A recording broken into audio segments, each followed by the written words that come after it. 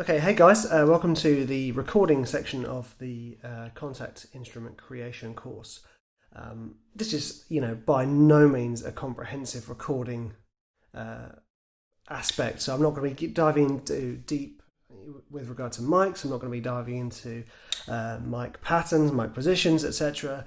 My philosophy is pretty much this: use the mics you have, which in this case is the Rode NT1A, the quietest mic in the world, and I use them all the time. They're amazing.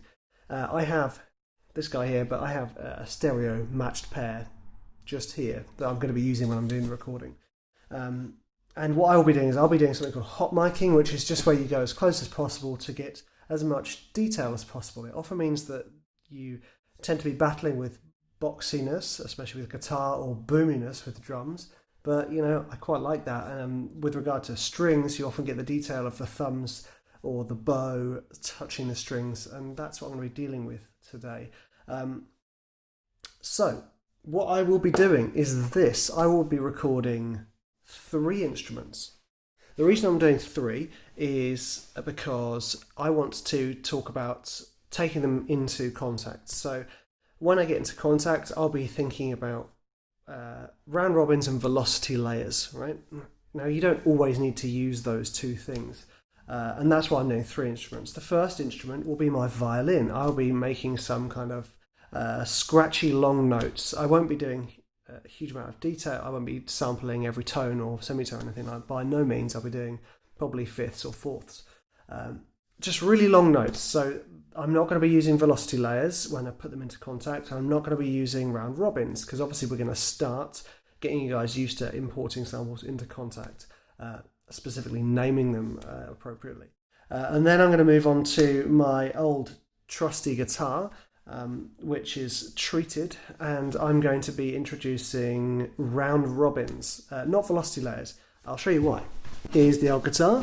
Now you can see here, I don't know if you can, I'm sure you can, I have wing nuts, and paper clips attached to the strings.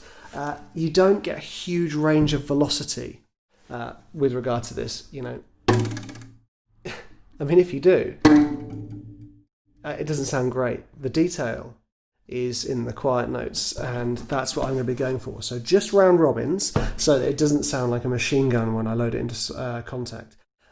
So that's my second instrument. The third instrument will be my kid's tambour, which is a tambourine without the metal bits around it, because I'll be recording round robins and velocity layers. Only 2 velocity layers, mind, but both those 2 things.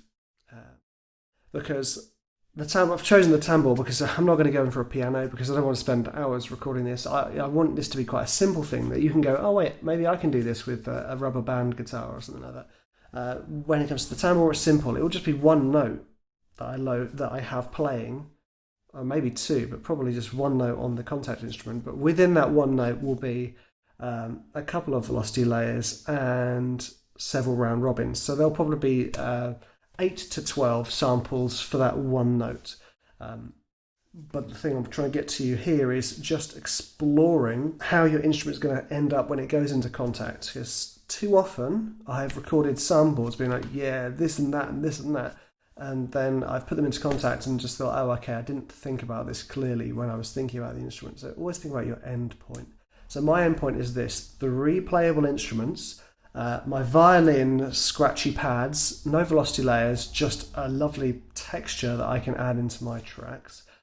My guitar, which will be a playable toned instrument that's pitched, just round robins and no velocity layers. And then I'll have my tambour, which will be just a simple drum with velocity layers and round robins.